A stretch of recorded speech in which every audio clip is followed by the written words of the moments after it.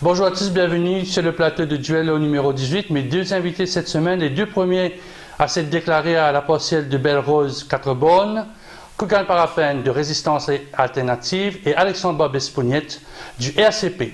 Top générique.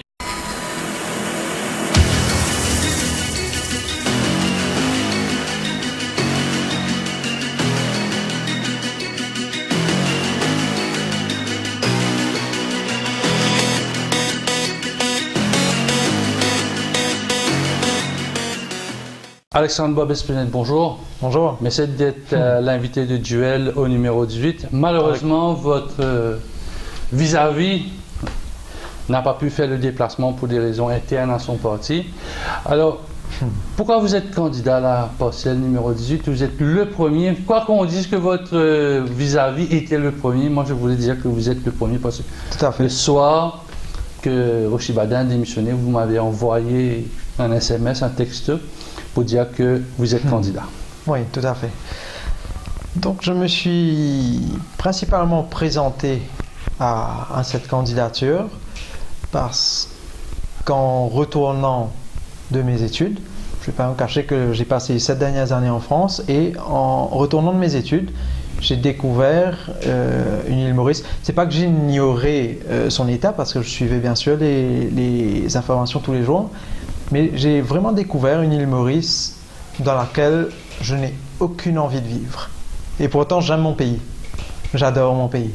Et c'est là une des raisons pour lesquelles j'ai souhaité, bien sûr, me présenter à cette élection. Je me suis dit que c'était une occasion, notamment même pour le RCP, à qui on reproche d'être plutôt absent du terrain, d'être plus un parti sur Internet, de faire justement son entrée sur le terrain, d'avoir une expérience et en même temps, si et dans l'hypothèse où nous remportions ces élections, de démontrer, de prouver aux Mauriciens qu'il y a vraiment quelque chose qui les attend, un projet de société qui les attend en 2019, un parti qui a quelque chose à proposer en général.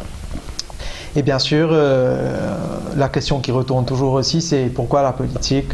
Je crois que je l'ai répété même plusieurs fois, c'est qu'appartenant à la base au milieu associatif, nous avons toujours fait évoluer des projets de société, des projets qui allaient dans le sens des citoyens les plus nécessiteux, mais nous sommes à un moment ou à un autre toujours heurtés à des intérêts soit politiques, soit économiques, qui ont fait que ces projets devaient s'interrompre.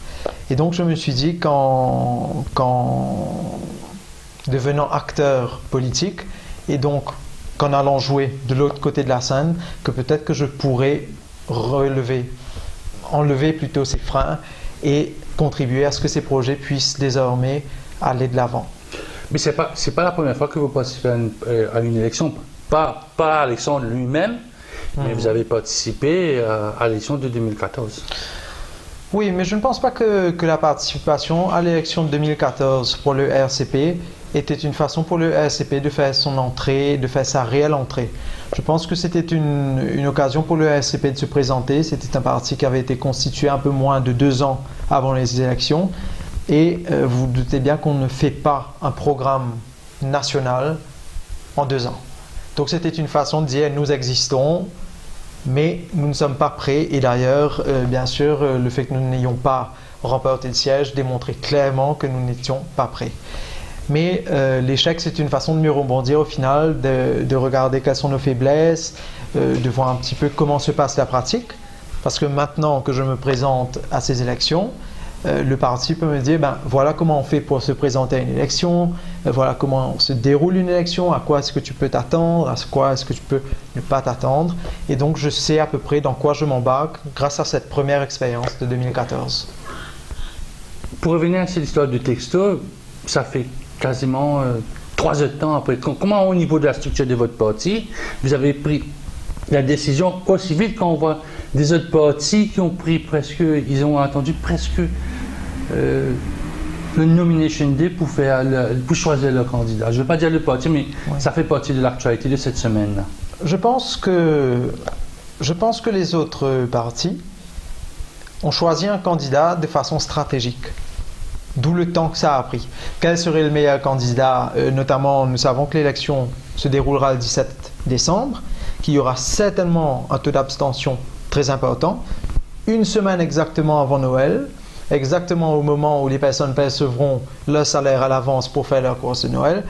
Et donc, je pense qu'en fonction de tous ces critères de la conjoncture qui se présente en décembre, ils se sont dit tel candidat aurait peut-être plus de chance, peut-être parce qu'il serait plus jeune et que les jeunes iraient plus, eux, voter, ou peut-être ce seraient des personnes âgées qui iraient voter, ou comme nous sommes dans un contexte très communal à l'île Maurice, peut-être qu'ils se disent, comme c'est une fête de Noël, c'est une fête catholique, il y aura moins de catholiques qui voteront parce qu'ils seront plus occupés à préparer leur fête.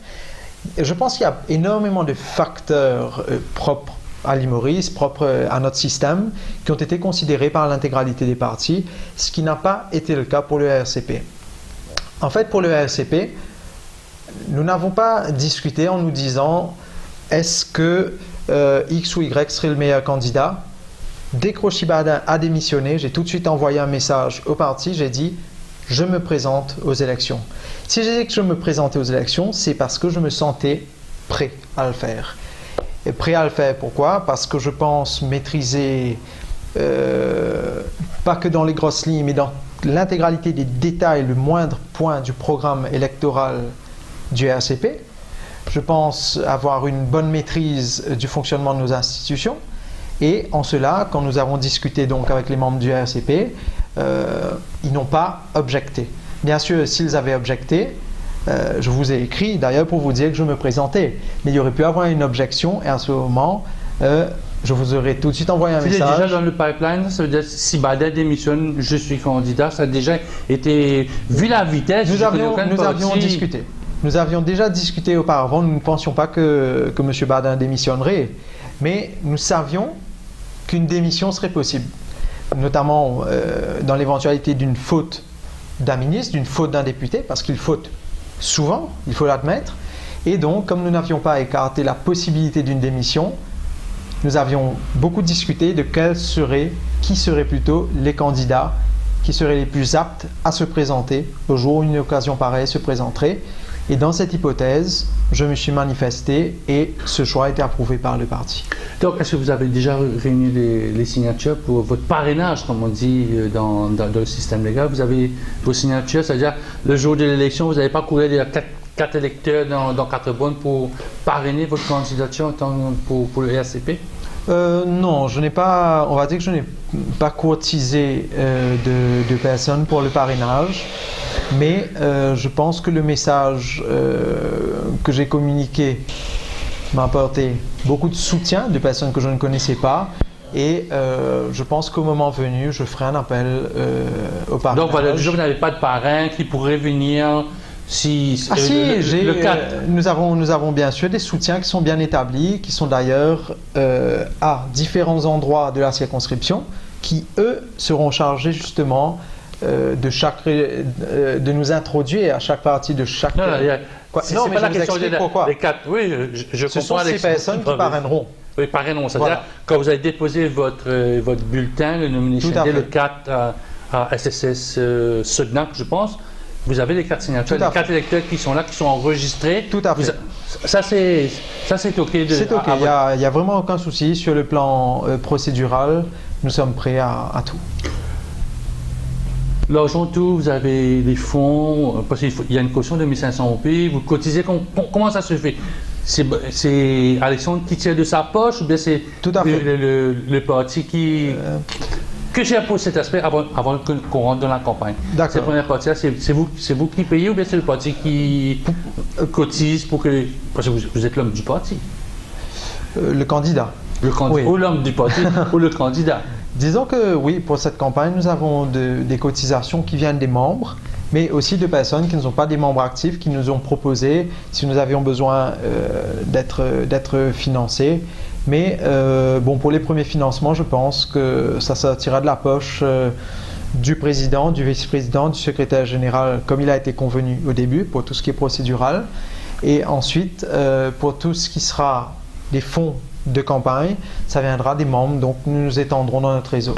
Est-ce que vous avez déjà préparé une réunion de votre exécutif? Parce que pour vous faire enregistrer, pour être candidat, il faut enregistrer le parti, donc vous allez à la commission électorale. Est-ce que cette réunion-là est déjà faite pour dire, bon, il est président, on vous donne l'autorisation, on autorise Alexandre Barbet-Sponnet d'être candidat, parce que c'est une procédure, il faut avoir bien sûr. C'est déjà fait? C'est planifié.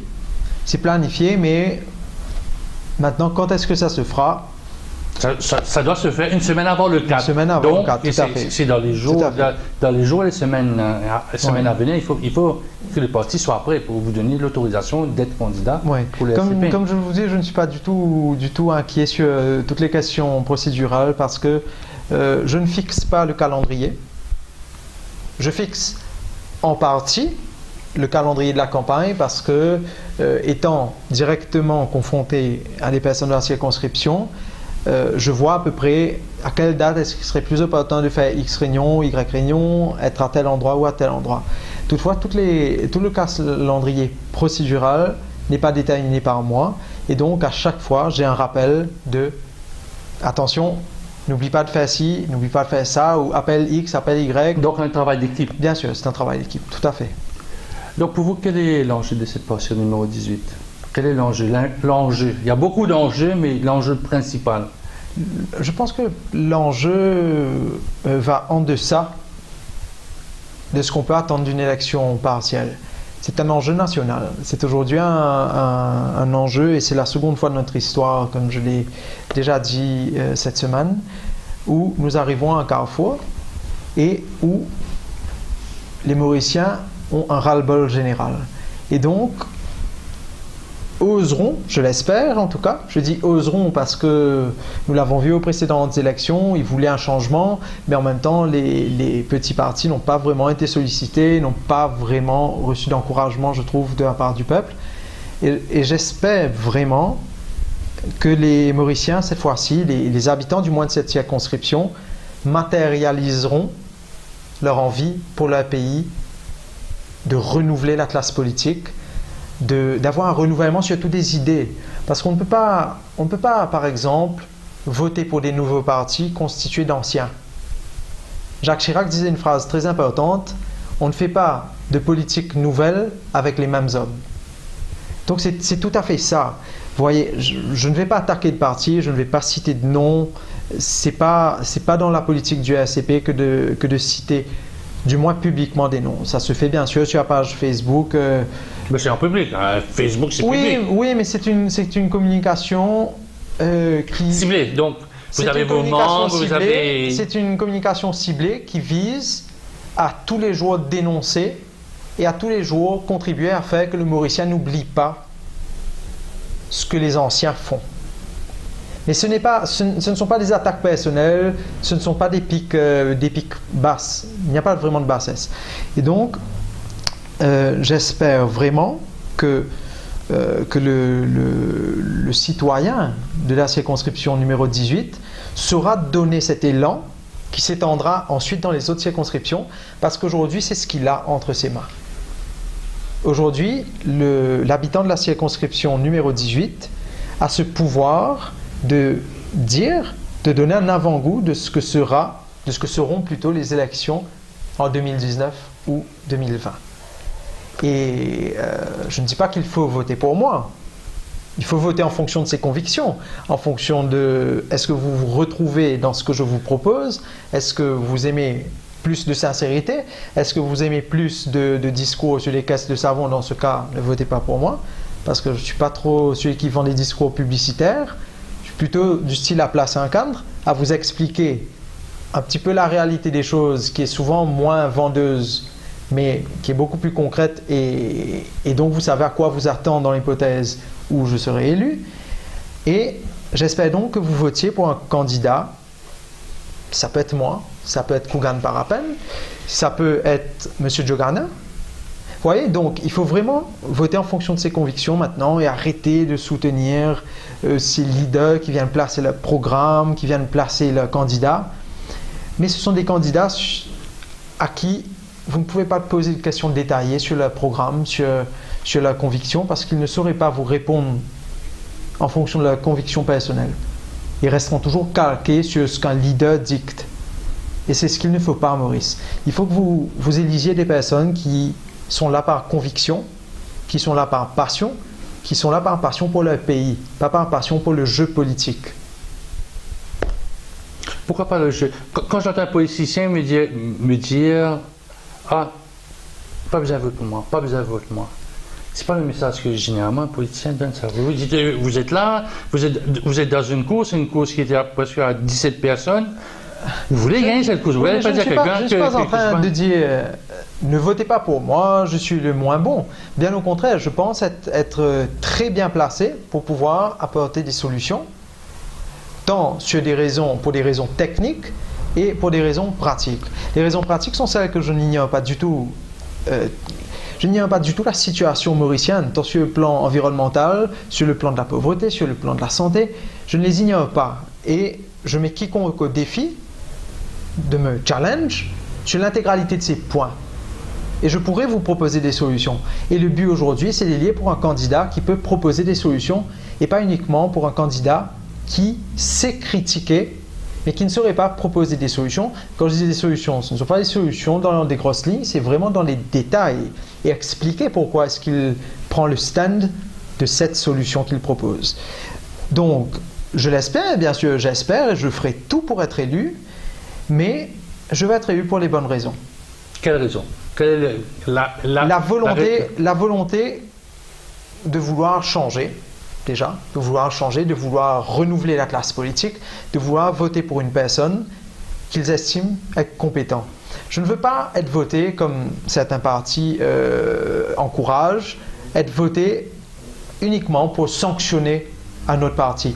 Quand vous votez le vote sanction, comme on appelle, c'est un vote pour que vous donnez à celui que vous estimez être le moins pire et pas à celui que vous estimez être le meilleur.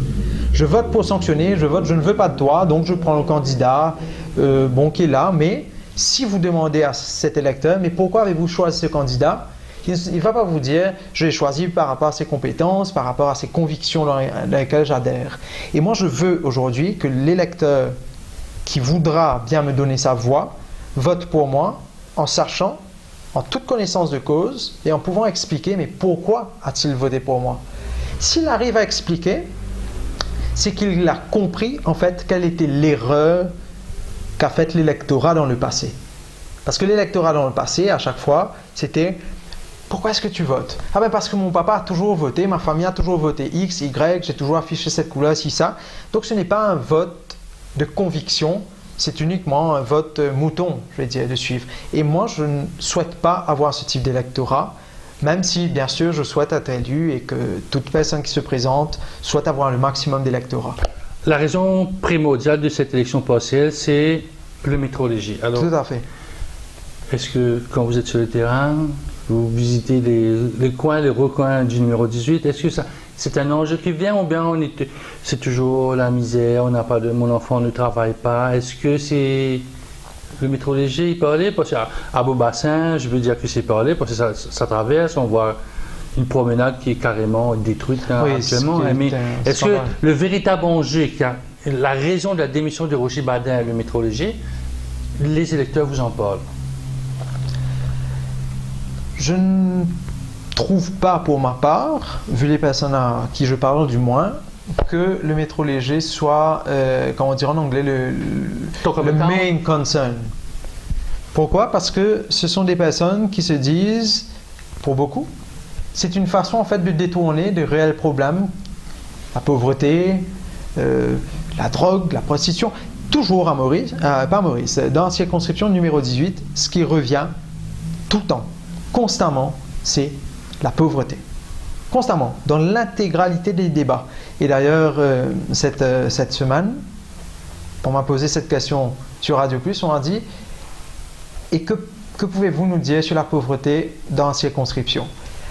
Je ne vais pas vous cacher que j'ai été un peu incapable de répondre à cette question. Ce n'est pas que je ne m'attendais pas, ce n'est pas que je n'avais pas de réponse, c'est qu'il n'y a pas de réponse préconçue. La pauvreté est un problème qui mérite qu'on s'y attarde, qui mérite qu'on prenne le temps de réfléchir, mais pas le temps de réfléchir aux symptômes, mais le temps de réfléchir à la façon de guérir. Et la majorité des personnes parlent des symptômes et proposent des solutions qui vont soigner uniquement les symptômes donc de surface. Mais il faudrait vraiment savoir comment éradiquer la chose, de savoir quelle est la raison. Bon, nous savons déjà quelle est la raison. La raison, c'est que nous avons un système en place qui ne permet pas à certaines souches de la société, pas que de la circonscription numéro 18, mais de la société mauricienne dans son ensemble, à décoller. Ce sont des raisons éducatives, des raisons de moyens financiers, etc. Et bien sûr, il faudrait intégralement réformer l'intégralité du système institutionnel, éducatif, de santé, pour que tout le monde puisse commencer sur des bases communes et s'élever. Maintenant, à un certain niveau, bien sûr, chacun aura le choix, une fois qu'il a eu ses chances communes, de choisir à gauche ou à droite. Mais le métro léger, pour moi, sera un argument, bien sûr, dont il faut discuter, mais il faut que l'électeur, retiennent qu'un député, que le nouveau député élu, n'aura en aucun cas le pouvoir de faire arrêter le projet du métro léger, car la Constitution, les règles même qui fixent ses pouvoirs et ses missions au sein du Parlement, ne lui en donnent pas la possibilité. Est-ce que vous avez déjà établi un programme sur lequel vous allez vous faire lire? Est-ce que vous avez voté pour moi, ou bien vous avez, parce qu'on voit les partis commencer à mettre un petit programme de ce qu'on peut faire, pourrait faire dans le numéro 18. Vous avez déjà constitué un petit programme qui pourrait allécher, de parler de la pauvreté, de parler du métro léger, de parler ailleurs, un petit programme. Parce que les Mauriciens sont friands, c'est un peu le folklore local, ça. Bien sûr, c'est le folklore local, et c'est la raison pour laquelle pendant 40 ans, ils ont eu des dirigeants qui ne faisaient que des promesses, mais qui ne pouvaient pas réaliser leurs promesses. Et donc, pour la seconde fois de cette semaine, je souhaite réitérer une explication qui est très très importante avant d'entrer dans cette élection. Il faut que le Mauricien, en général, mais maintenant l'habitant de la circonscription numéro 18, comprennent quel est le pouvoir, quelle est la mission d'un député. La mission d'un député n'est pas celle d'écouter des problèmes et de promettre, de présenter un programme et de dire « Oui, vous savez, je vais résoudre le problème de pauvreté si vous me mettez à l'Assemblée. Ah oui, les écoles, vous avez un problème d'infrastructure, il n'y a pas de souci, vous aurez des paniers de basket, vous aurez des terrains de football. » Le député n'a pas les moyens de réparer des trottoirs, de mettre des lampes, de décider de la circulation routière, qui est un énorme problème soulevé à 4 bornes, notamment sur la route Saint-Jean. Et avec le métro léger, nous retournons à ce problème, mais si un métro léger passe à Saint-Jean, quid de la circulation des voitures? Donc, il faut que le Mauricien réalise qu'un député a pour mission première de venir au Parlement pour proposer et pour discuter de lois pouvant apporter des solutions. Parce que les solutions, en général, s'apportent par des lois, par des modifications législatives, constitutionnelles, etc. Ensuite, sa deuxième mission, bien sûr, parce qu'il est un élu de la nation, mais il est élu au cadre de sa circonscription. Donc, sa mission en tant qu'élu de cette circonscription est bien sûr de faire remonter les informations, les problèmes qu'il rencontre dans cette circonscription. Mais il faut savoir que le Parlement n'attachera pas de problème, le gouvernement principalement, n'attachera pas d'attention particulière à un problème qui ne se trouve que dans une circonscription. Le gouvernement a tendance à faire un programme, à du moins écouter des programmes qui sont beaucoup plus généraux. Donc il faudrait que le député amène les questions qui sont soulevées dans sa circonscription, qu'il explique, et cette fois-ci en sa qualité de mandat national, qu'il remarque que ces problèmes se posent aussi dans d'autres circonscriptions et qu'il vient dire qu'il serait impératif que le Parlement commence à discuter de ces problèmes. Bien sûr, ça va être les problèmes de pauvreté, ça va être les problèmes d'éducation, ça va être les problèmes de culture, d'accès. Notamment, vous avez des choses qui se font en ce moment en Europe, en France, pour l'agriculture, pour que les gens mangent plus sainement. Ils font de la permaculture. Ce sont des jardins en ville, des grands jardins en ville cultivés. Notamment si vous avez un immeuble qui est condamné, ils rasent l'immeuble et ils font un jardin ils font de la permaculture, et il se trouve que la chaleur dégagée par le béton fait que la culture est beaucoup plus riche. Elle vous rapporte beaucoup plus de fruits, vous plantez sur des petits mètres carrés, et en même temps, c'est une initiative citoyenne dans chaque circonscription. Mais est-ce que vous voyez dans le modèle mauricien que vous pourrez expliquer ça au Parlement? Voilà, du jour là, aujourd'hui là, je vous mets dans le Parlement, vous pourrez aller discuter de ça, d'aller de faire de la permaculture. Écoutez, je pense que le député est élu pour être une force de proposition. C'est-à-dire que, vous voyez, les habitants, par exemple, du numéro 18, que connaissent, savent ce qu'ils savent, et donc peuvent, eux, apporter aux députés quelques solutions, quelques réflexions, etc. Mais maintenant, le député, c'est aussi une personne qui agit une fois élu en son humble conscience. C'est-à-dire qu'il va réfléchir à quelles seraient les solutions les plus aptes à être proposées au Parlement. Il établira aussi, bien sûr, une hiérarchie dans les propositions, dans les problèmes qui remontent, et en fonction de cette hiérarchie, il fera des propositions. Donc, le but du député est de proposer des choses. Et proposer des choses, c'est aussi proposer des solutions qui n'existent nulle part. Et en effet, si demain je suis député et que j'estime que personne en Quatre-Bornes, mais je pense qu'il y a un organisme en Quatre-Bornes qui a déjà pensé justement à faire des jardins de ville, etc., des cultures de ville très très intéressantes, de la permaculture, et je pense que c'est justement ce type d'initiative qu'il faut faire remonter. Dire, écoutez, aujourd'hui, nous souffrons d'un problème à Quatre-Bornes, de pauvreté, de malnutrition. La pauvreté amène à la malnutrition très souvent, ils n'ont pas les moyens de se nourrir, et donc a pour conséquence une mauvaise santé. Donc de mieux manger, avoir un accès à une nourriture saine et moins chère, parce que plus accessible, c'est déjà une possibilité de résoudre un des problèmes qui est une conséquence de la pauvreté, qui est d'une part la malnutrition et ensuite la mauvaise santé. Voilà. Donc oui, ce sont des questions qu'il faut faire remonter. Ce sont peut-être des questions techniques qui n'ont pas été envisagées par les habitants de la circonscription parce qu'ils n'y ont pas pensé, parce que peut-être qu'ils n'ont pas eu la chance de beaucoup voyager et donc de découvrir ces différentes solutions.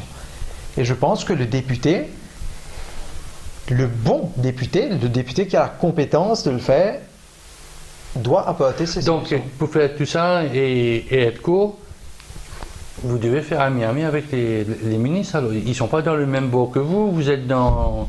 Qu'est-ce qu'on peut dire? Vous êtes dans l'opposition. Il faut, si vous voulez faire tout ça, il faut parler au ministre de l'agro-industrie, parler avec monsieur ou madame le maire. Non. Ce sont vos opposants, on va leur dire. Il faut... C'est la conception mauricienne qui fait qu'aujourd'hui, ils sont beaucoup plus considérés comme des ennemis. Et vice-versa, ils considèrent l'opposition comme des ennemis. Alors que, quand on est au gouvernement, on n'est pas un élu de son parti, on ne représente pas son parti, on ne représente pas ses mandants, ceux qui ont voté pour nous. On représente la nation. Et il faudrait justement que le ministre compétent puisse faire la différence entre ceux qui ont voté pour lui et la nation. Et moi, je pense qu'en étant élu par les personnes de la circonscription, ma mission sera de travailler pour l'intégralité de ces personnes, mais aussi, et je le répète, pour travailler pour la nation mauricienne. Parce que mon mandat est un mandat national. Et non régional. Alors, vous avez déjà établi un programme, comment vous allez mener votre campagne? Vous avez un campaign manager ou bien vous faites toutes les fonctions? Non, pas du tout. J'ai 3 personnes qui s'occupent de ma campagne actuellement, 2 personnes qui s'occupent de l'aspect, on va dire, communication, mais beaucoup plus, moi, communication visuelle, essayer d'être un peu plus présent, ça. Donc ce sont des personnes qui épluchent l'intégralité de mes interventions pour me dire quelles ont été les failles, quelles ont été les faiblesses, et pour peut-être viser à s'améliorer, à rendre le discours beaucoup plus abordable pour les personnes qui seront appelées à voter pour moi. Et donc, maintenant, pour tout ce qui est le programme, oui, bien sûr, le programme est, enfin le programme de terrain, le programme de campagne est bien sûr partagé entre différentes personnes, c'est-à-dire qui s'occupent de voir comment faire la promotion, quels seront les outils de promotion, parce qu'on voit que beaucoup de personnes font des campagnes d'affichage, le RCP est contre l'affichage qu'on appelle l'affichage sauvage parce que c'est contraire à notre politique de l'environnement. Vous voyez, nous estimons vraiment, et quand je dis politique de l'environnement, ce n'est pas uniquement l'environnement, la nature, c'est aussi salissant pour les villes. Parce que ce sont des affiches qui restent 2, 3, 4, 5 ans des fois.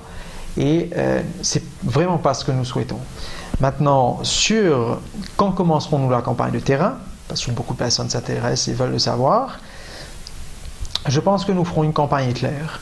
Pour la simple et bonne raison qu'à la différence des gros partis qui ont des moyens financiers suffisamment importants pour tenir 3 mois et qui de ce fait ont une couverture par les médias qui est constante, les petits partis n'ont pas cette chance, ou même les candidats individuels n'ont pas cette chance. C'est-à-dire que nous serons appelés une fois le temps au bon vouloir et peut-être même par pitié. Notre invitation n'est pas pour pitié. Non, je sais, mais par pitié, par presse, par « Ah oui, on ne l'a pas donné sa voix depuis 3 mois, donc on lui donner ». Je trouve cela excessivement déloyal, mais bon, c'est une autre histoire, c'est un autre débat.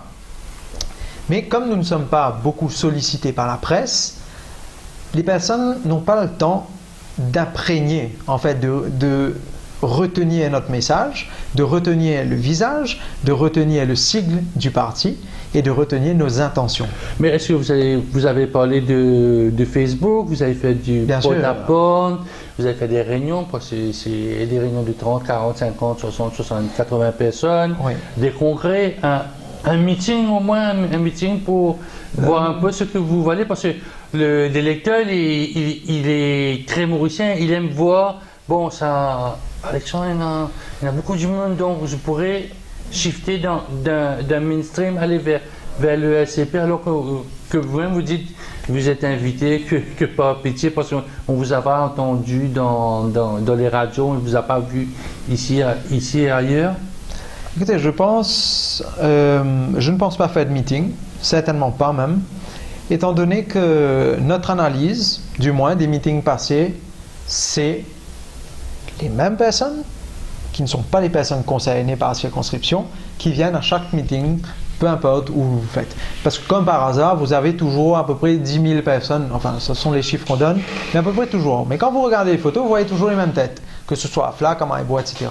Et donc nous éviterons le meeting parce que nous ne voulons pas d'une part recevoir des personnes qui viendront jouer les troubles fêtes, parce que bien sûr dans ce type d'élection où vous avez ce type d'enjeu, il y aura certainement des personnes qui viendront tenter de distraire l'Assemblée pour des raisons déloyales. Et aussi, nous voulons beaucoup plus cibler notre campagne. C'est-à-dire que nous savons à peu près où nous allons aller, nous savons à peu près aujourd'hui déjà chez qui nous allons aller. Ce n'est pas que nous ne voulons pas nous concentrer sur d'autres personnes, c'est que nous estimons que ces personnes chez qui nous irons sont suffisamment influentes pour savoir répandre notre message dans leur cercle de voisins, leur cercle d'amis, leur cercle familial. Et donc, nous allons procéder de la sorte, et donc en consacrant beaucoup plus de temps à ces personnes, c'est-à-dire que plutôt de faire 15 minutes chez chacun, nous ferons 1 heure chez une personne. Parce que cette heure lui permettra de vraiment comprendre ce que nous lui proposons, de vraiment savoir pour qui il vote et pourquoi il vote. Donc vous allez voir les chefs de tribu là? Non, pas du tout, même pas. Ce ne sont même pas des chefs de tribu, ce sont uniquement des personnes qui, je vais dire, sont perdues. On va voir beaucoup plus en fait les personnes qui sont complètement perdues en se disant aujourd'hui nous voulons voter pour X, pour Y ou pour Z. Ce sont des personnes qui souvent seront difficiles à convaincre, mais nous estimons que s'ils sont difficiles à convaincre et que nous parvenons à les convaincre, dans ce cas, nous aurons réussi notre mission. Comment vous êtes accueilli, vous, personnellement, au numéro 18, quand vous tournez un peu dans Sutnac, vous tournez un peu dans Kennedy, vous tournez un peu dans le Vieux-Quatre-Beaune, à Belle-Rose, Bazar et tout ça? Comment vous êtes accueilli, personnellement? Je ne suis pas allé au Bazar parce que... Non, je ne vais pas expliquer les raisons pour lesquelles, mais je ne suis pas allé au Bazar. Toutefois, très positivement, parce qu'il m'a souvent été reproché du moins en ligne ou pendant des interviews, de ne pas parler le créole. ne pas parler créole. Mais c'est une erreur de penser que je ne sais pas le parler. C'est une très grosse erreur. Mais c'est juste que sur des sujets vraiment où je souhaite rester dans de la technicité, je parlerai le français parce que j'ai une meilleure maîtrise et je souhaiterais me concentrer sur les mots que j'utiliserai pour mieux expliquer, pour rendre la chose plus accessible. Donc si je me concentre à parler le créole et en plus de ça me concentre sur l'idée que je souhaite communiquer, à ce moment c'est deux concentrations qui m'empêcheront d'atteindre mon but. Donc voilà, j'explique la langue. Mais maintenant, sur le terrain, c'est autre chose. Parce que sur le terrain, ces personnes parlent le créole. C'est une conversation qui est très spontanée, qui est beaucoup plus spontanée que celle d'une interview. Et donc, automatiquement, je n'ai aucune difficulté à m'exprimer en créole. Et c'est très bien accueilli parce que les personnes viennent dire, souvent, c'est ce qui ressort, c'est au moins, vous expliquez l'enjeu. Parce que les autres n'expliquent pas l'enjeu. Quand on explique l'enjeu, ça nous prend 15 minutes. Et ensuite, on ne va pas poser notre programme. On lui a dit, écoute, voilà l'enjeu des élections, voilà l'enjeu du jeu auquel tu es appelé à participer. Maintenant, aujourd'hui, nous voulons t'écouter, toi. Parce que le programme que le SCP a est à peu près le même que tous les programmes. Il ne faut pas se leurrer. L'intégralité des problèmes qui sont mauriciens sont propres à tous les pays du monde et sont repris à chaque fois par tous les partis politiques du monde et mauriciens. Donc, ce que nous souhaitons faire, nous, dans cette campagne, pour la première fois, je pense, dans une campagne à Maurice, c'est de dire aux personnes, nous avons un programme, mais nous voulons savoir ce que vous vivez au quotidien et nous voulons savoir quels sont les problèmes, quels sont ces petits détails que nous ne voyons pas, parce que nous avons probablement un quotidien différent, chacun à notre niveau. Et nous voulons que vous, en tant qu'habitant de cette circonscription, en tant que vieille personne, en tant que jeune étudiant au chômage, en tant que prostituée aussi, pourquoi ne pas interviewer la prostituée ou la personne qui est adepte d'une drogue? Pourquoi? Pourquoi es-tu tombé dedans? Pourquoi? Et à chaque fois en posant cette question, pourquoi? Et selon toi, comment pourrait-on améliorer ta vie? À chaque fois, cela nous permet en fait de placer leurs propositions dans les grosses lignes de notre programme et donc d'avoir un programme qui est beaucoup plus terre à terre, beaucoup plus concret. Donc il y a une remontée de l'information alors? Tout à fait. Parce qu'au final, autrefois, et nous avons commencé la campagne comme ça, d'ailleurs vous verrez sur le site internet que nous avions fait pour la campagne, nous avions mis un programme où nous avions mis les grosses lignes qui nous convenaient à nous, à notre niveau. Et un jour, au final, je conversais avec une amie et cette amie elle me dit, tu vois, à 4 bornes, c'est une amie de 4 bornes, elle me dit à 4 bornes, les petits problèmes que chaque programme ne cible pas sont pourtant les problèmes les plus récurrents, les plus rencontrés dans la vie de tous les jours. Et c'est à ce moment que quand j'en ai parlé au parti, nous avons décidé d'aborder la question dans le sens inverse. C'est-à-dire que nous ne posons plus un programme et nous disons aux personnes essayez de voir comment est-ce que le programme vous convient. Non. Nous écoutons les personnes et ensuite, leur idée, nous essayons de les placer dans notre programme et de dire en fait, ces grosses lignes ne conviennent pas à cette circonscription. Par exemple, simplement, l'ami me disait que sa grand-mère, son principal souci, c'était, comme elle était âgée, de se déplacer et d'aller chercher sa pension.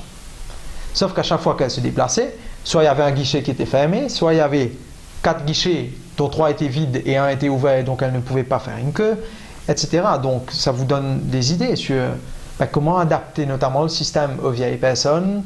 Est-ce qu'il ne faudrait pas plus de fils pour permettre à ces personnes de passer? Est-ce qu'il ne faudrait pas faire pour les personnes handicapées ou âgées des jours sur rendez-vous, ou quand Madame X se présente pour prendre son chèque, elle est attendue, elle a son chèque et elle rentre. Vous voyez, donc ça permet d'être beaucoup plus terre à terre. Est-ce que vous pensez au SCP que le principal adversaire sera l'abstention? Déjà, le choix du 17 décembre, vous avez dit tout à l'heure là qu'on sera un peu plus dans l'atmosphère de la fête de Noël. Vous pensez que l'abstention sera le plus grand adversaire?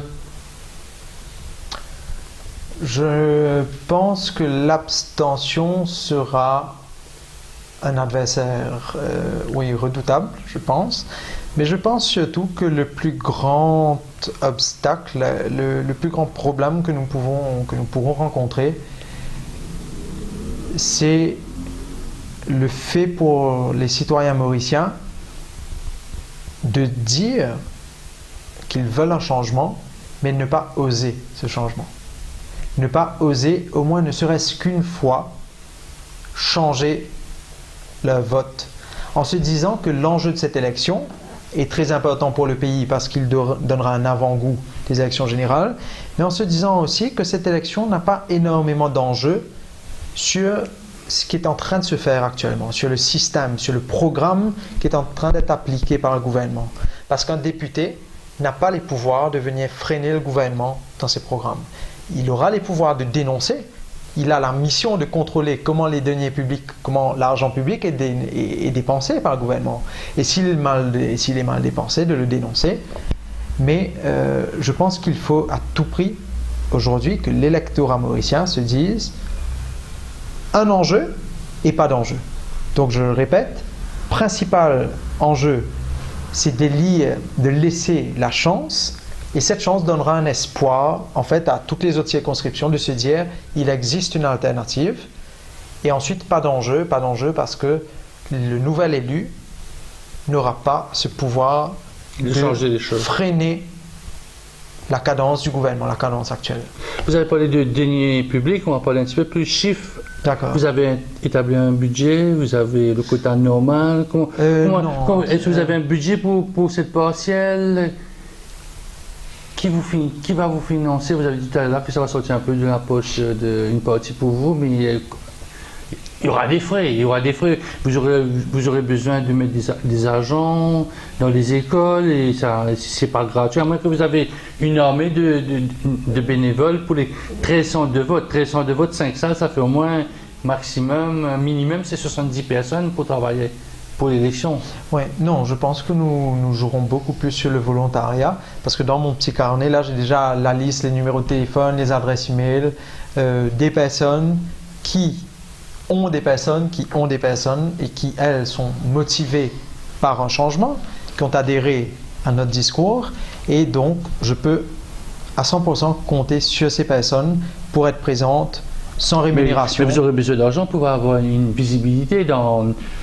Vous passez dans ces corruptions, je pense que vous voyez les bannières qui sont quasiment presque parties. Oui, vous avez pu être parti, mais ça coûte de l'argent. Nous ne croyons pas du tout dans le système des bannières, nous ne croyons pas du tout dans... Bien sûr, la visibilité est primordiale.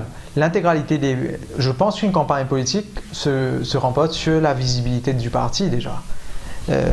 Et un peu moins sur ses idées, ce qui est très dommage. Et j'espère que la chose sera différente ici pour cette élection. Maintenant, oui, nous avons une campagne qui nous coûtera peu, mais vraiment peu, parce que nous avons axé vraiment notre campagne autour d'un mot. Et c'est ce mot qui sera diffusé d'une façon dont je ne peux vous faire part aujourd'hui. Donc c'est votre slogan, quoi. Votre slogan? Tout à fait. Mais notre slogan, c'est un mot. Se résume en un mot. Et ce mot circulera partout avec notre logo. Mais absolument partout. Et je peux vous assurer que ce ne sera pas un programme politique qui circulera sur des pamphlets qui ne seront pas lus parce qu'ils seront trop longs, d'une part, parce que ce seront des promesses que ne pourront pas tenir un député en tant que tel. Donc, nous nous sommes dit, les programmes politiques, c'est bien. S'ils souhaitent être informés sur notre programme, nous avons un site internet que nous communiquerons et communiquerons. Pour les personnes, Alexandre Babes-Monet, qui ne sont pas sur Internet, pour la vieille grand-mère que vous avez parlé, qui ne connaît pas Facebook, nous avons notre... Vous allez imprimer des flyers, vous allez faire des trucs... Pas des flyers, parce que cette personne... Des affiches au moins? Non, vous allez imprimer il n'y aura pas une affiche dans 4 bornes où il y aura votre photo à côté, RCP, voter, je ne sais pas, avec votre mot magique. Nous avons parlé des flyers hier soir, pas plus tard qu'hier soir, nous avons une réunion, nous avons parlé donc de ces fameux flyers, mais nous sommes en train aujourd'hui de réfléchir sur comment optimiser le flyers. Nous voulons donc optimiser en faisant circuler un mot, le candidat, parce qu'il faut qu'ils connaissent quand même le candidat de visu. Le logo. Et ensuite le logo, parce que quand ils votent, ils auront le logo à côté. Maintenant, bien sûr, ces personnes, comme vous dites, nous les aborderons comment? Déjà, nous irons chez ces familles que nous avons déjà ciblées, dans ces quartiers que nous avons déjà ciblés, pour parler, pour expliquer l'intégralité. Et nous comptons donc sur ces personnes pour répandre la chose. Maintenant, s'ils ont besoin de nous, si une personne a plus de questions, souhaite éventuellement challenge, parce que nous avons aussi des jeunes qui reçoivent un programme et qui se disent « Bon, ben on va voir si ce qu'il dit est vrai ». Donc, ils vont poser encore plus de questions, ils vont nous challenge et nous serons présents quand ils auront besoin de cela. Pour autant, comme je disais tout à l'heure, le RCP a décidé de faire une campagne éclair. Éclair parce que nous ne sommes pas couverts donc par les médias comme nous devrions l'être en tant que parti politique, d'une part. Ensuite, en tant que candidat, parce que j'estime que chaque candidat aurait dû avoir droit à un même temps de parole. Et donc, nous sommes obligés de faire une campagne beaucoup plus courte. Mais qui dit beaucoup plus courte dit beaucoup plus organisée. Plus intense aussi. Pardon? Plus intense? Beaucoup plus intense, beaucoup plus court, mais beaucoup plus court, comme je vous dis. Ça va démarrer dans les... Permettez-moi cette question, ça va démarrer dans les derniers jours, deux dernières semaines, avant les élections ou bien à partir du 4? Quand même pas, parce que la circonscription est vraiment très grande, donc le 4. C'est-à-dire une campagne normale, c'est-à-dire la campagne, vous allez faire votre campagne, mais c'est une campagne officielle. Dans la campagne officielle, entre le 4 et le 16. Dans notre calendrier actuel, d'accord, la conception de la stratégie de campagne, de la communication des personnes, de la liste des personnes, etc., est arrêtée pour le 3 novembre au soir. Le 4 novembre, je suis officiellement candidat dans la course des députés, parce que maintenant, c'est plus officieusement, nous avons annoncé. Voyez, donc, tout est arrêté le 3 novembre au soir. Le 4 novembre, nous mettons sur le terrain l'intégralité de nos équipes. Donc vous avez à monter, vous aurez un comité de campagne. Ça aussi, oui, c'est un aspect. Ah, bien sûr. Quand vous allez venir, c'est pas Bob et Alexandre qui va venir avec deux personnes à côté et c'est quatre parrains. Non, est-ce que vous avez un mouvement de foule qui monte un peu votre positionnement sur le numéro 18? Bien sûr, nous avons en fait, comme je vous dis, des personnes que nous allons voir, donc des familles, des groupes de personnes que nous avons déjà ciblés pour le discours. Et maintenant, pour l'aide, il s'agit d'aide, de bénévolat qui nous ont plutôt été proposés par des personnes issues justement de l'intégralité de ces quartiers. Et ce sont ces personnes en fait qui vont nous recevoir avec leurs amis.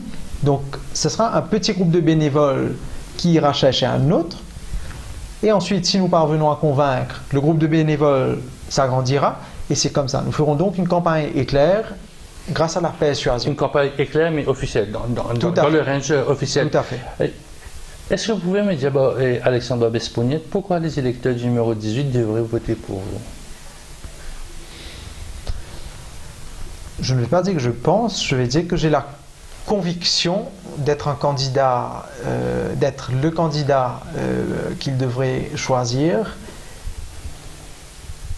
Je pense à cause de l'amour que j'ai déjà témoigné à mon pays à travers déjà plusieurs combats, des combats que nous avons menés jusqu'au bout, des combats qui des fois nous ont beaucoup privés de sommeil. Je pense aussi pouvoir leur dire, et je suis même certain de pouvoir leur dire que je maîtrise parfaitement le système institutionnel mauricien. Quand je me présente en tant que candidat pour être député, je sais au-devant de quoi je vais. Je sais ce que je peux m'engager à faire et je sais par conséquent sur le terrain ce que je pourrais promettre à chacune de ces personnes et ce qu'elles pourront par la suite, si je suis élu, s'attendre de moi. C'est-à-dire que je suis en train de m'engager à donner à ces personnes un résultat parce que je sais où je vais et je sais ce qui est faisable. À la différence de probablement beaucoup de personnes qui promettent mais qui ne pourront ensuite pas réaliser ces promesses.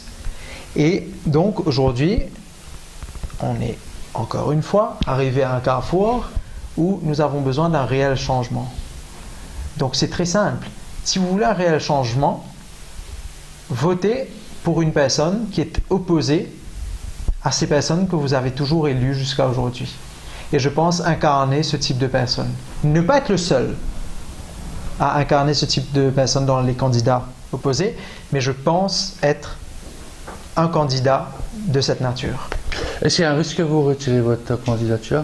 Parce qu'on a eu beaucoup d'appels, un député de l'opposition officielle, il y a la gauche qui n'a pas pu retirer. Est-ce que vous envisagez de retirer votre l'appel d'un parti?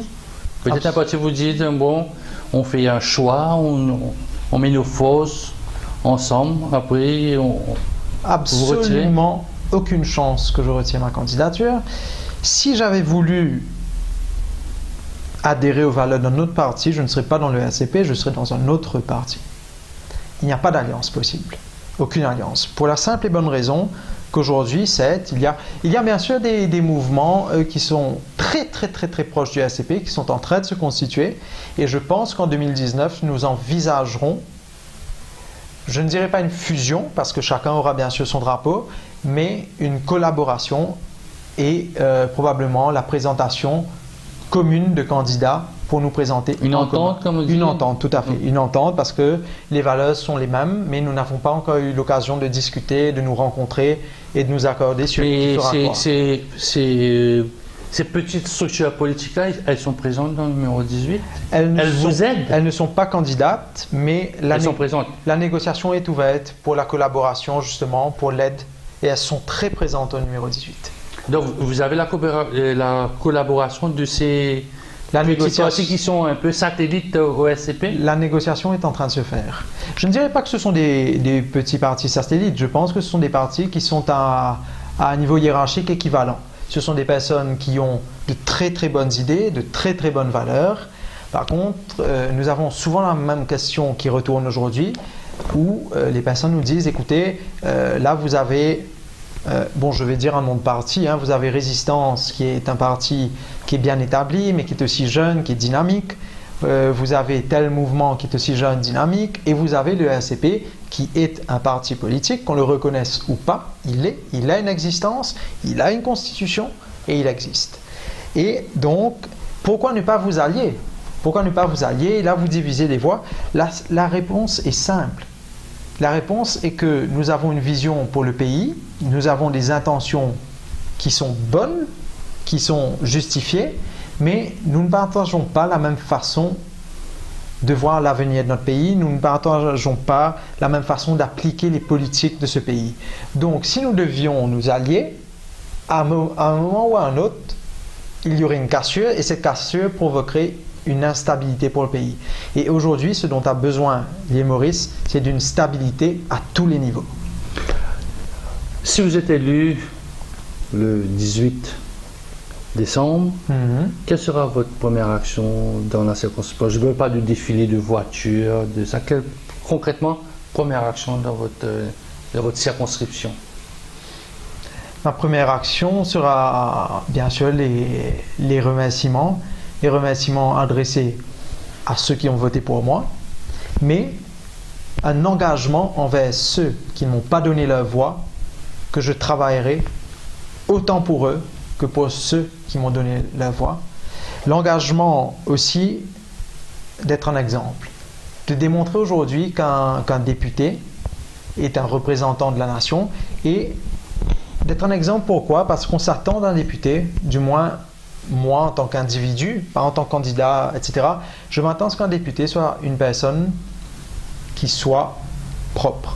C'est-à-dire d'être une personne qui arrive avec un esprit construit, qui soit une force de proposition, qui puisse se faire entendre avec conviction, qui sache dire non, qui sache dire oui, qui sache dire non notamment aux tentatives de corruption où une personne vient me dire « Oui, tu es bien placé, est-ce que tu n'as pas un boulot pour X ou pour Y, vu que ton statut te permet d'avoir un peu plus de poids ?» Non.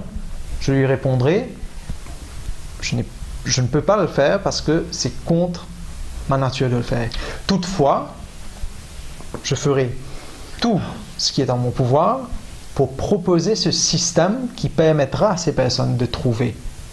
Donc vous n'allez pas aller mettre un peu d'ordre, faire la municipalité, nettoyer quelque part, quelques drains, ou bien aider une famille que vous avez rencontrée, qui vous a touché personnellement, changer le quotidien d'un ou quelques électeurs ou électrices? Écoutez, je m'engage à changer au mieux des pouvoirs qu'un député a, le quotidien de l'intégralité des personnes de cette circonscription et par la suite de l'intégralité des Mauriciens si le choix devait se renouveler par la suite et si nous obtenions une majorité parlementaire.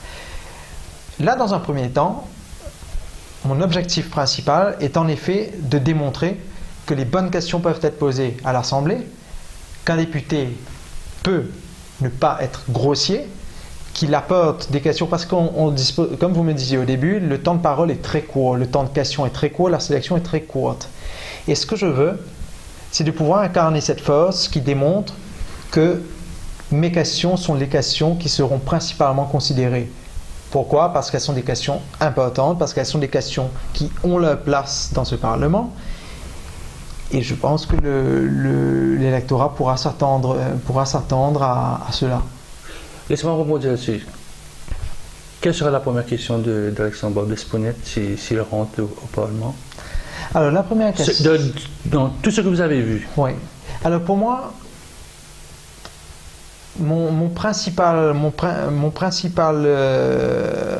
problème que je retiens, c'est cette misère. Et cette misère qui...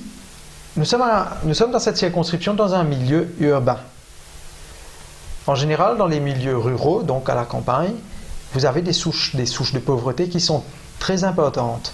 Mais souvent, les personnes viennent se dire, c'est la campagne, elle est assez écartée du milieu où la majorité de personnes vit, et donc, ça peut justifier le fait qu'elle soit un peu écartée de la vie mauricienne. Je rebondis dessus pour dire que dans une circonscription aussi grande que Quatre-Bornes, Belle-Rose, Quatre-Bornes donc, nous sommes dans un milieu urbain. Un milieu urbain où vivent énormément de personnes, d'une façon très très concentrée, les uns à côté des autres. Et je ne comprends pas qu'on puisse avoir des niches d'aussi grosse pauvreté dans un milieu urbain. C'est-à-dire que toutes les personnes sont tous les jours en train de passer à côté en se disant « c'est comme ça ». C'est comme ça fait partie, donc on ne va pas aller là-bas, on entoure, ne va pas là-bas, va juste dans cette zone de Quatre-Bornes, cette zone, non. Il faut que tout le monde puisse marcher partout. Et donc, pour répondre maintenant à votre question, je vais rebondir dessus. Pourquoi la pauvreté?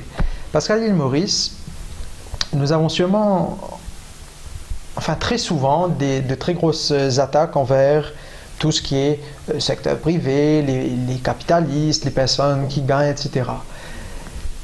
Il faut dire qu'à l'île Maurice, nous avons le CSR. Le CSR qui est une partie des profits des compagnies du secteur privé qui sont destinés à résoudre ces problèmes de pauvreté. Et aujourd'hui, et ce sera la première question que je poserai... Alain Wong, ministre de l'Intégration sociale. Ce sera la première question que je poserai. Aujourd'hui, le gouvernement a décidé que ces entreprises du secteur privé ne peuvent plus décider de comment est-ce qu'elles alloueront ces sommes. Autrefois, nous voyons qu'énormément d'associations pouvaient se créer et pouvaient survivre. Pourquoi? Parce qu'il y avait des sponsors, il y avait des donations. Il n'y avait pas des donations directes. Par exemple, le secteur privé n'avait pas... C'est arrivé, ils ont fait construire des écoles et tout, mais n'avaient peut-être pas fait construire une école, mais allaient financer des associations qui, elles, s'occuperaient de faire construire des écoles, de s'assurer que les étudiants aient des repas, etc. Et donc de s'assurer à rétablir une certaine équité. Aujourd'hui, le gouvernement a créé un fonds, un organisme dans lequel le secteur privé est obligé de verser ces fonds, mais ces fonds, aujourd'hui on se pose la question, comment sont-ils redistribués? Est-ce qu'ils sont redistribués? Est-ce qu'ils sont détournés? Et ce sont des questions qu'il faut se poser, parce que nous pouvons regarder, nous pouvons même constater, avant cette loi, si vous voulez, qui créait cet organisme qui allait maintenant gérer le CSA, qui est un organisme gouvernemental, nous avions beaucoup plus de progrès beaucoup moins de pauvreté, beaucoup plus d'amélioration. Aujourd'hui, nous avons un ralentissement de l'amélioration des conditions de ces personnes qui appartiennent à ces couches sociales pauvres. Nous sommes arrivés presque à la fin de duel ou dialogue, comme on pourrait dire le titre. 1 minute, votre message au lecteur au numéro 18, Alexandre Babet-Sougnette. Encore une fois, mon message reste inchangé depuis 2 mois.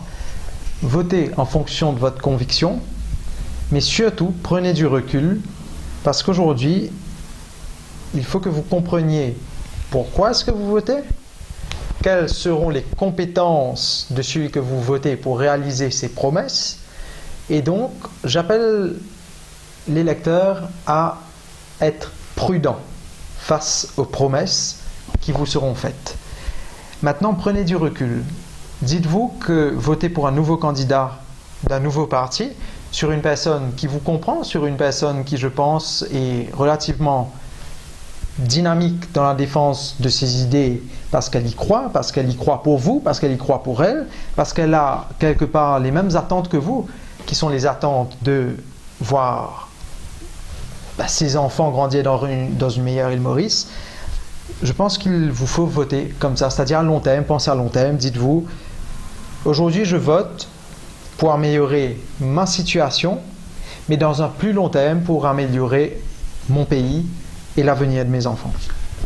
Alexandre Babet-Sougnette, merci beaucoup d'avoir fait le déplacement. Avec un grand plaisir. Et d'avoir participé à Duel numéro 18, malgré que vous étiez seul.